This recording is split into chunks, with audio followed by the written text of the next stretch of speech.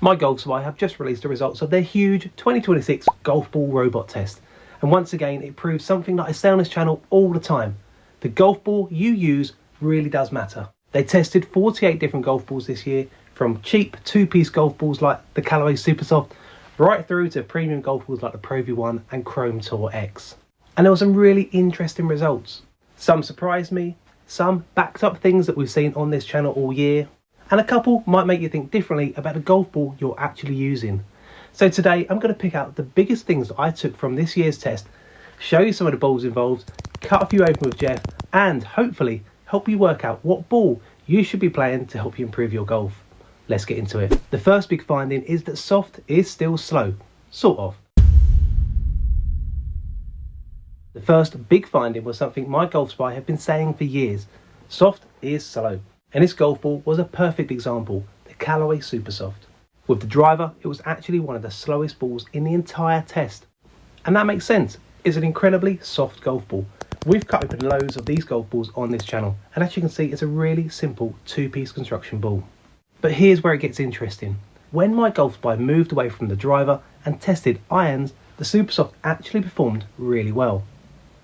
At the slower iron speed, it was one of the fastest balls they tested. So does that mean that soft is suddenly fast? No. What I think it shows is something much more useful. You can't judge a golf ball from one shot. It might be great off your driver, but not particularly good with your irons, or vice versa. And we're going to see that again in a minute. Next up, the biggest difference isn't necessarily off the driver with the golf ball. Because one of the things that I really liked about this year's test is that MyGolfSpy again made the point that the driver distance shouldn't be the main reason that you choose a golf ball. And I completely agree. You look at these two golf balls, you've got the Velocity and the Chrome Tour X. Off the tee, something like the Velocity can actually produce really good distance.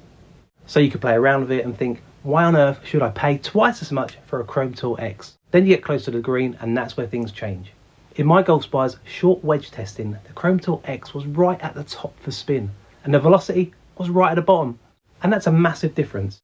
When you look at them side by side, you've got a simple iron and a distance ball here and a premium multi-layer urethane ball here with the Callaway. And MyGolfSpy found the same general pattern across the test. Urethane golf balls simply give you more spin around the greens. So if you're spending £40 or £50 on a premium golf ball, you're not necessarily paying for another 20 yards off the tee, you're paying for better performance throughout the bag and particularly control around the green. Next up, slower golfers don't automatically need soft golf balls. And this next one surprised me, because if you asked what golf ball someone with a slower swing speed should actually be playing, I think most golfers would immediately say something soft. But MyGolfSpy's test showed once again that it's nowhere near that simple. At their slowest driver speed, which was around 86 miles an hour, one of the standout balls was not a Super Soft, not a soft feel, but a Pro V1. And that doesn't mean I'm saying everyone who swings at 86 miles an hour needs to go and buy a Pro V1. They don't. What it means is that you shouldn't choose a golf ball just because you've got a slow swing.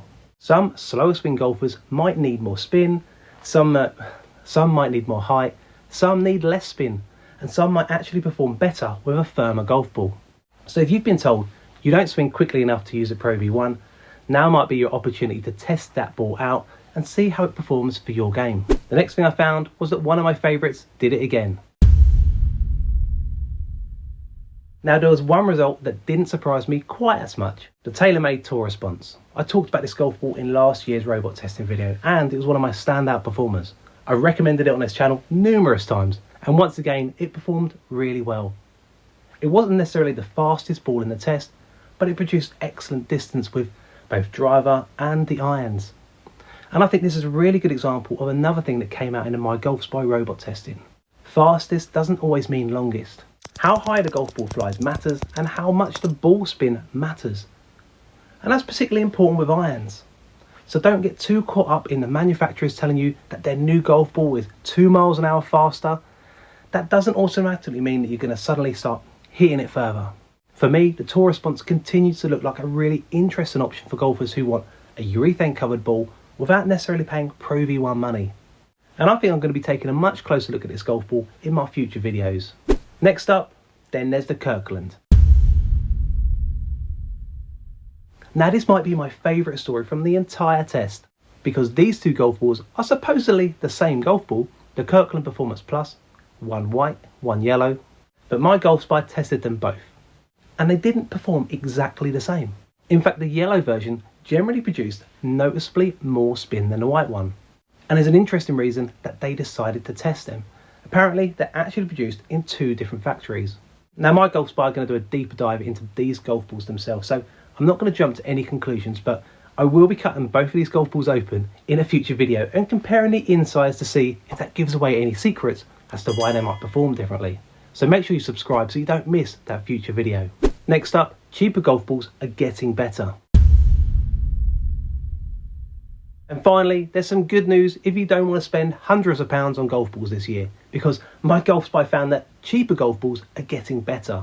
A couple really stood out. The Vice Tour performed surprisingly well against much more expensive urethane balls in some of the full swing testing.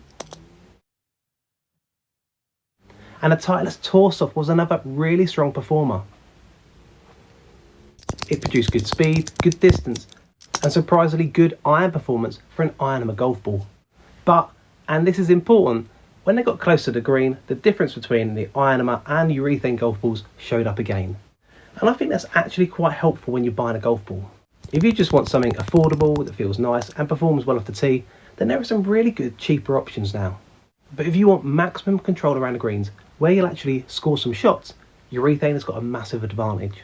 So what did I actually learn from this ball test? So after going through all of the MyGolfSpy data, I think there are actually 4 things worth remembering. Number 1, golf balls matter. There are genuine differences in speed, flight and spin between different golf balls. Number 2, don't choose purely on driver distance. Some of the biggest differences show up with your irons and particularly around the green. Number 3, slower swing doesn't automatically mean softer golf ball. That's far too simplistic. And number 4, you don't necessarily need to spend £50 a dozen to get a good golf ball. But generally, paying for a good urethane ball does buy you better performance around the green and on the course. And that's why I keep on saying on this channel that before you go off and spend £500 or £600 on a brand new driver, do one thing: make sure you're actually playing the right golf ball for your game, because it's the only piece of equipment that you use on every single shot. But yet time and time again, I always get people in the comments that say, the golf ball doesn't matter, I could beat you with a range ball. Well, that's fine, I'll take my shots my handicap, you play your range ball, and I'll play a ball that suits my game, and we'll see who wins and if it makes a difference.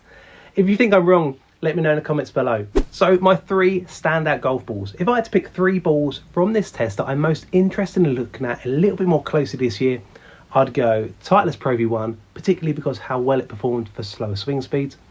Callaway Chrome Tour X, because it really demonstrated what you get from a premium urethane golf ball. And the TaylorMade Tour Response, because once again it looks like a really strong alternative if you don't want to pay top-end tour ball prices. So a massive thank you to MyGolfSpy for putting this test together. Golf nerds like me absolutely love it. I'll put a link in the description below for the full test and the article, but I'd love to know, what do you think? Which golf ball would you play next? Which one should we cut open on the channel next? Let me know in the comments below and I'll catch you in the next one.